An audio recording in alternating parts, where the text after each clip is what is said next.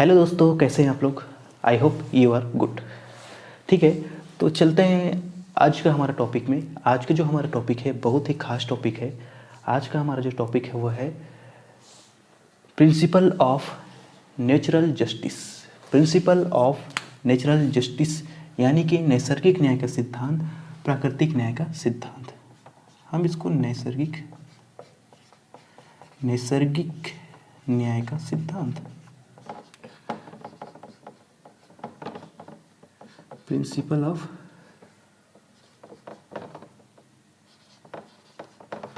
Natural justice.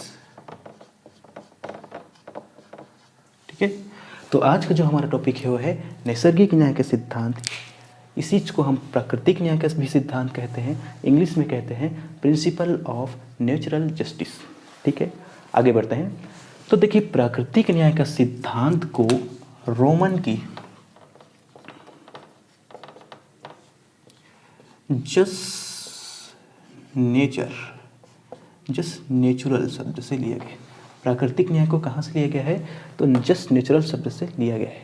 कहाँ से लिया गया है? तो रोमन की जस्ट नेचुरल शब्द से लिया गया है। प्राकृतिक न्याय के सिद्धांत का जो प्राकृतिक न्याय है उसको कहाँ से लिया गया है? रोमन की जस्ट नेचुरल वर्ड से लिया गया है। ठीक है, इतना आया समझ में? प्राकृतिक न्याय को रोमन की जस्ट नेचुरल शब्द से लिया गया है। ठीक है, जो प्राकृतिक न्याय है ना, वो जो है किसी भी विधि से नहीं बना है, किसी भी संवैधानिक विधि या कानून की किताब से नहीं बना है। प्राकृतिक न्याय का सिद्धांत जो है ना, प्रकृति से उत्पन्न हुई है, ईश्वर द्वारा देन है। प्रकृति या आप ईश्वर भी बोले हैं ना, ईश्वर की देन है। तो जो प्राकृतिक न्याय का सिद्धांत यानी कि नैसर्गिक न्याय का सिद्धांत जो है ना, प्रकृति की देन है, ईश्वर की देन है, या किसी भी विधि से निर्माण नहीं किया गया है, किसी भी संवैधानिक विधि से निर्माण नहीं किया गया है। ठीक है, ये क्या है? प्रकृति द्वारा दिया गया है, ईश्वर की देन है। ठीक है, और नैसर्गिक न्याय का सिद्धांत जो है ना, मनुष्यों पर लागू होती है, जीव जंतुओं पर लागू होती है। जैसे ही जीव जंतु मनुष्य पैदा होते हैं तो ये प्राकृतिक न्याय का सिद्धांत जो है अपने आप जो है उस पर लागू हो जाता है। पैदा होते ही अपने आप नैसर्गिक न्याय का सिद्धांत जो है मनुष्य और जीव जंतुओं में लागू हो जाता है। ठीक है, आगे बढ़ते हैं। देखिए, नैसर्गिक का मतलब क्या होता है? तो नैसर्गिक का मतलब होता है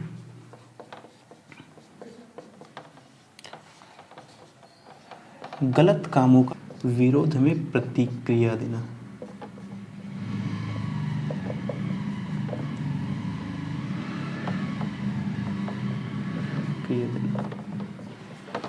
नैसर्गिक का मतलब ये होता है दोस्तों कि जो गलत काम होते हैं, जो भी गलत काम होता है तो उसके विरोध में प्रतिक्रिया देना। क्या करना? प्रतिक्रिया देना। गलत कामों के विरोध में प्रतिक्रिया देना होता है नैसर्गिक का मतलब। ठीक है, तो देखिए, नैसर्गिक न्याय जो है, नैसर्गिक न्याय का सिद्धांत जो है मनुष्यों जीव जंतुओं पर लागू हो जाता है, पैदा होते ही अपने आप प्राप्त हो जाती है। कैसे हम समझते हैं? उदाहरण से थोड़ा एक उदाहरण ले लेता हूँ मैं। चलो देखना आप लोग, सांप और नेवला। ठीक है, जब भी सांप और नेवला का मुलाकात होता है तो जो सांप होता है वो 100% नेवला का क्या करता है? विरोध करता है। जब भी सांप और नेवला का मुलाकात होता है तो देखना, सांप जो है नेवले का विरोध करता है। क्यों विरोध करता है? क्योंकि उसको पता है कि नेवला जो है उस पर हमला कर देगा। क्या कर देगा?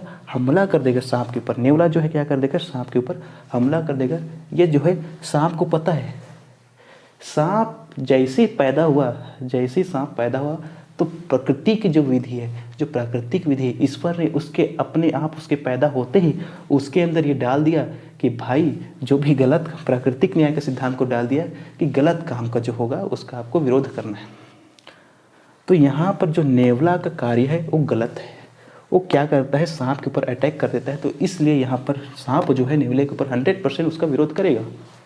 तो यही जो है प्रकृति की देन है, ये विधि प्रकृति की देन है। यही विधि कि जो गलत काम है उसका क्या देना? विरोधी प्रतिक्रिया देना।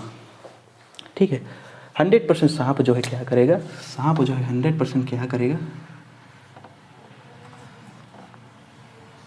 नेवले की जो है, नेवले की जो है क्या करेगा, नेवले की जो है 100% नेवले के क्या होगा, इसका पास क्या होगा, विरोध करेगा, है ना। तो यही क्या है, प्राकृतिक न्याय का सिद्धांत है।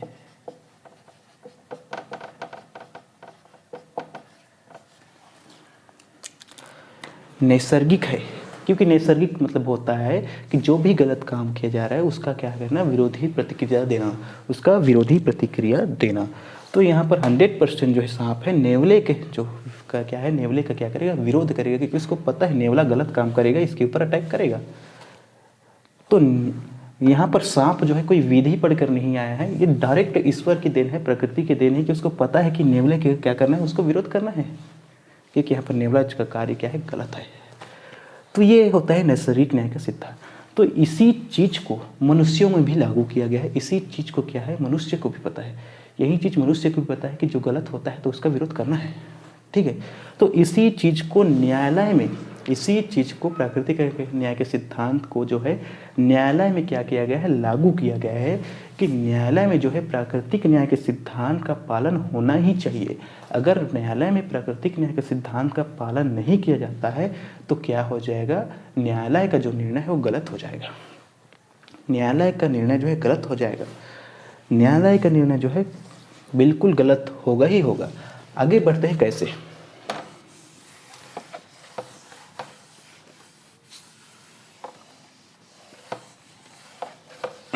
तो देखिए प्राकृतिक न्याय के सिद्धांत जो है, 4 तरह के प्राकृतिक न्याय के सिद्धांत होते हैं जिसको न्यायालय को अपनाना ही होता है, उसी के हिसाब से न्यायालय को कार्य करना होता है। न्यायालय जो है प्राकृतिक न्याय के सिद्धांत का क्या करेगा, पालन करेगा ही करेगा। तो पहला होता है आपका व्यक्ति को, पहला होता है आपका किसी भी व्यक्ति को स्वयं के मामले में न्यायाधीश नहीं होना चाहिए, स्वयं के मामले में न्यायाधीश नहीं होना चाहिए,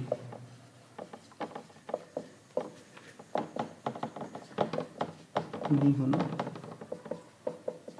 चाहिए, ठीक है। क्या है, किसी भी व्यक्ति को स्वयं के मामले में न्यायाधीश नहीं होना चाहिए, वरना क्या हो जाएगा, वरना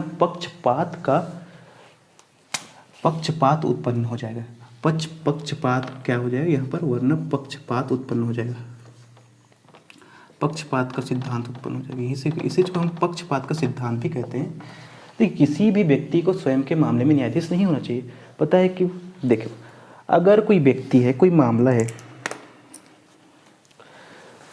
कोई मामला है तो उसमें जो है आप ही का मामला है, आप ही का मामला है, आप ही ने चोरी की है और आप ही न्यायाधीश है, आप ही ने चोरी की है, आप ही न्यायाधीश है उस मामले में, और आपने ही चोरी की है और आप ही उस मामले में न्यायाधीश होंगे, तो आप तो अपने ऊपर पक्षपात करेंगे ना भाई, आप जो है स्वयं के ऊपर थोड़ी ना कोई कार्रवाई करेंगे।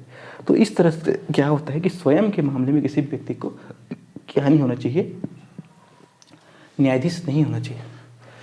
लेकिन कभी कभी तो ये होता है कि जरूरी नहीं कि वही व्यक्ति हो, कभी कभी होता है रिश्तेदार हो जाते हैं, कभी कभी क्या होता है रिश्तेदार या कोई कंपनी उसमें आपका शेयर है तो भी आपका संबंध हो सकता है, आपके संबंधित जो व्यक्ति होते हैं वो भी इसी चीज में आ जाते हैं, पक्षपात के सिद्धांत में आ जाता है।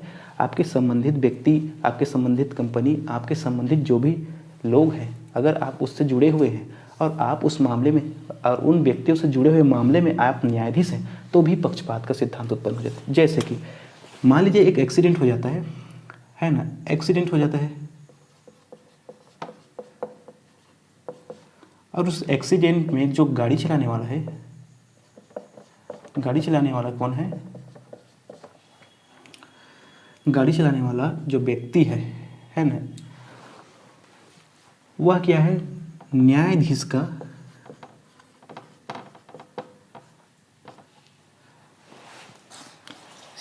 रिलेशन है ना, संबंधित है, ठीक। मान लीजिए एक एक्सीडेंट केस है, वो जो है न्यायालय में पहुंचता है, कोई एक्सीडेंट केस है वो न्यायालय में पहुंचता है, पता चलता है कि जो गाड़ी चलाने वाला था, जो गाड़ी को जो ठोक गया किसी व्यक्ति को जिसने एक्सीडेंट किया है, वो जो है क्या है, न्यायाधीश का संबंधित है, न्यायाधीश उसका मामा है, न्यायाधीश क्या है, उसका मामा है। तो क्या उस मामले में यह न्यायाधीश जो है फैसला करेगा, तो क्या वो उस व्यक्ति दूसरे पक्षकार के दूसरे पक्ष को अच्छे से न्याय देगा, अच्छे से निर्णय करेगा? दूसरे पक्ष के लिए नहीं करेगा। 100% ये जो है अपने जो भांजे है, जो गाड़ी चलाने वाला व्यक्ति है, उसका पक्ष लेगा।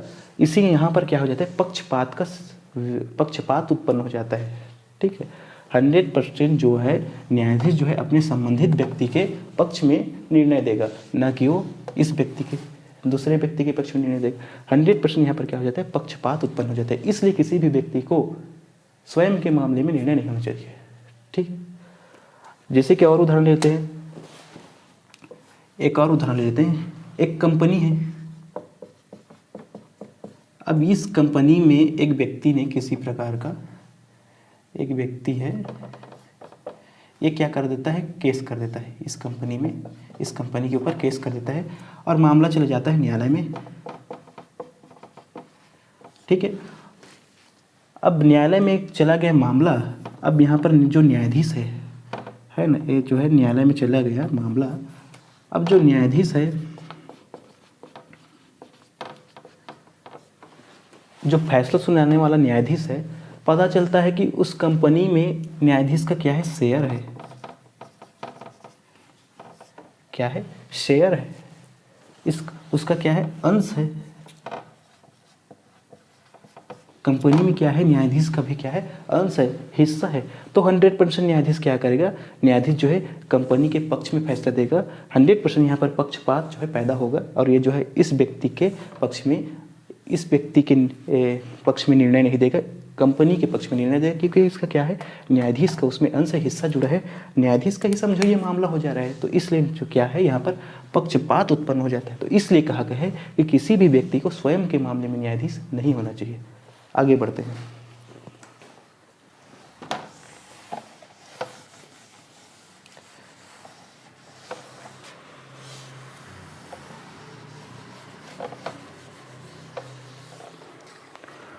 दूसरा ये कहता है कि दूसरे पक्ष को सुनो। दूसरा सिद्धांत क्या कहता है, दूसरे पक्ष को सुनो। इसका मतलब ये होता है कि दोनों पक्षों को सुने बिना निर्णय नहीं देना चाहिए। ठीक है, दोनों पक्षों को सुनने के बाद ही निर्णय देना चाहिए। ये दूसरा कहता है आपका नैसर्गिक न्याय के सिद्धांत का दूसरा सिद्धांत है।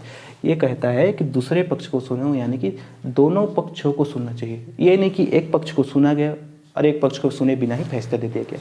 तो यहाँ पर भी ये क्या हो जाएगा, नैसर्गिक न्याय के सिद्धांत का क्या हो जाएगा, नैसर्गिक न्याय के सिद्धांत का पालन नहीं किया जा रहा है। नैसर्गिक न्याय के सिद्धांत का यहाँ पर क्या किया जा रहा है, विरोध किया जा रहा है। नैसर्गिक न्याय के सिद्धांत का यहाँ पर क्या किया जा रहा है, खंडन किया जा रहा है। नैसर्गिक न्याय के सिद्धांत का पालन न्यायालय में अवश्य ही किया जाना चाहिए। तो उसका दूसरा सिद्धांत होता है दूसरे पक्ष की सुनो, कि दोनों पक्षों को सुनना चाहिए, दोनों पक्षों को सुनना चाहिए, उसके बाद जो है क्या करना चाहिए, निर्णय देना चाहिए। इसमें एक केस है, केस का नाम है बोर्ड ऑफ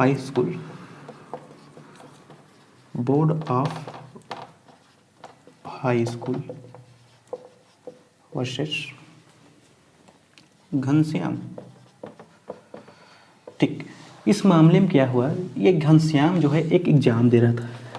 क्या दे रहा था वो, जैसे एग्ज़ाम दे रहा था, पर वो क्या कर रहा था, वो जो है चीट कर रहा था। एग्ज़ाम में चीट करते हुए क्या किया गया, पकड़ा गया।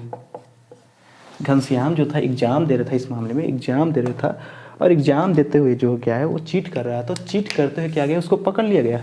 क्या करते गया, उसको पकड़ लिया गया, पकड़ा गया। वो पकड़ने के बाद क्या किया गया, पकड़ने के बाद जो है उसको जो है उसके जो रिजल्ट है उस पर रोक लगा दी गई। उसके रिजल्ट पर क्या किया गया, रिजल्ट जो है उस पर क्या किया गया, रोक लगा दिया गया और उसको परीक्षा से हटा दिया गया। उसको क्या किया गया, परीक्षा से हटा दिया गया। यहाँ पर क्या हुआ, जो घनश्याम है वो जो है चीट करते हुए पकड़ा गया एग्जाम में। चीट करते हुए पकड़ने की वजह से उसके रिजल्ट पर रोक लगा दिया गया और अगले वर्ष की पढ़ाई के में भी रोक लगा दिया गया, ठीक है। लेकिन यहाँ पर ये हुआ कि घनश्याम को जो है अपना पक्ष रखने का मौका ही नहीं देगा। घनश्याम को अपने आप को निर्दोष साबित करने के लिए बोलने का मौका ही नहीं दिया गया। तो यहाँ पर उच्च न्यायालय ने यह फैसला दिया कि यहाँ पर प्राकृतिक न्याय के सिद्धांत का पॉइंट 2 यानी कि दूसरे पक्ष की सुनो का क्या हुआ है, खंडन हुआ है। यहाँ पर प्राकृतिक न्याय के सिद्धांत का फॉलो नहीं किया गया है, क्योंकि यहाँ पर दोनों पक्ष को सुनने के बाद ही क्या देना चाहिए, निर्णय देना चाहिए। यहाँ पर इसने क्या किया, इसको सुने बिना घनश्याम ने अपना पक्ष रखा ही नहीं, बेचारे को कुछ बोलने दिया ही नहीं गया। क्या पता भाई उसके बगल में कोई कागज़ फेंक दिया होगा, है ना। इसको बोलने का मौका देना चाहिए था। तो यहाँ पर अगर बोलने का मौका नहीं दिया जा रहा है तो यहाँ पर क्या हो रहा है, दूसरे पक्ष की सुनो यानी कि दूसरे पक्ष को सुने बिना निर्णय नहीं देना चाहिए। यहाँ की प्राकृतिक न्याय के सिद्धांत का दूसरा सिद्धांत का यहाँ पर खंडन हुआ है। तो यहाँ पर ये हो गया आपका दूसरा। तीसरा होता है आपका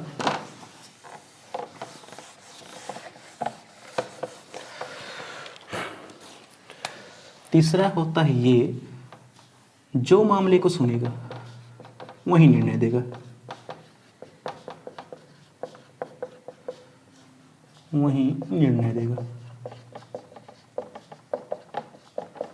ठीक। तो तीसरा ये होता है कि जो न्यायाधीश मामले को सुन रहा है तो वही न्यायाधीश उस मामले का निर्णय करेगा। ये नहीं कि सुना उस न्यायाधीश ने अब फैसला दे दिया दूसरे न्यायाधीश ने, ऐसा नहीं हो गई। ऐसा होने पर यहाँ पर नैसर्गिक न्याय के सिद्धांत का क्या हो रहा है, उल्लंघन हो रहा है। नैसर्गिक न्याय के सिद्धांत का क्या हो रहा है, उल्लंघन हो रहा है। और नैसर्गिक न्याय के सिद्धांत का उल्लंघन होने पर निर्णय को पूर्णतः नहीं माना जाता है, निर्णय को अधूरा माना जाता है, निर्णय को सही नहीं माना जाता है।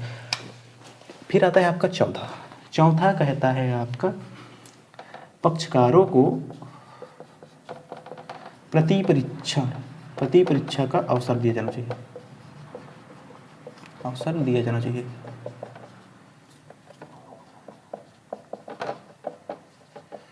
ठीक है। तो जो पक्षकार है उनको क्या कहना चाहिए, प्रति परीक्षा का क्या किया जाना चाहिए, अवसर दिया जाना चाहिए। मतलब कि प्रति परीक्षा मतलब ये होता है कि पूछताछ करने का। दूसरा व्यक्ति आएगा न्यायालय में तो उससे वो क्या करेगा, उसका परीक्षा ले सकेगा, उससे सवाल जवाब कर सकेगा। तो ये जो है दोनों पक्षों को अवसर दे देने है ना। उस पक्ष के वकील जो है उस पक्षकार वाले के जो क्लाइंट है उससे बातचीत करेगा, उससे पूछताछ करेगा। इस वाले के वकील जो है उस वाले से पूछेगा। तब क्या होता है, इस तरह की पूछताछ होती है, प्रति परीक्षण होती है। एक दूसरे का क्या होता है, एक दूसरे से सवाल जवाब किया जाता है। तो ये होना जरूरी है। अगर ऐसा नहीं होता है तो भी क्या है, नैसर्गिक न्याय के सिद्धांत का उल्लंघन है। तो इस तरह से आपके नैसर्गिक न्याय के सिद्धांत है, 4 सिद्धांत इसमें फॉलो होते हैं। आपको आई होप मुझे कुछ लग रहा है समझ में आया होगा। अगर नहीं समझ में आया होगा तो कमेंट करें और अच्छे से समझाएंगे। तो ये होता है आपका नैसर्गिक न्याय सिद्धांत। नैसर्गिक न्याय के सिद्धांत जो है कहाँ की, रोमन की जस्ट नेचुरल शब्द से लिया गया है। Thank you very much. मिलते हैं नेक्स्ट वीडियो में। आई होप आपको समझ में आया होगा।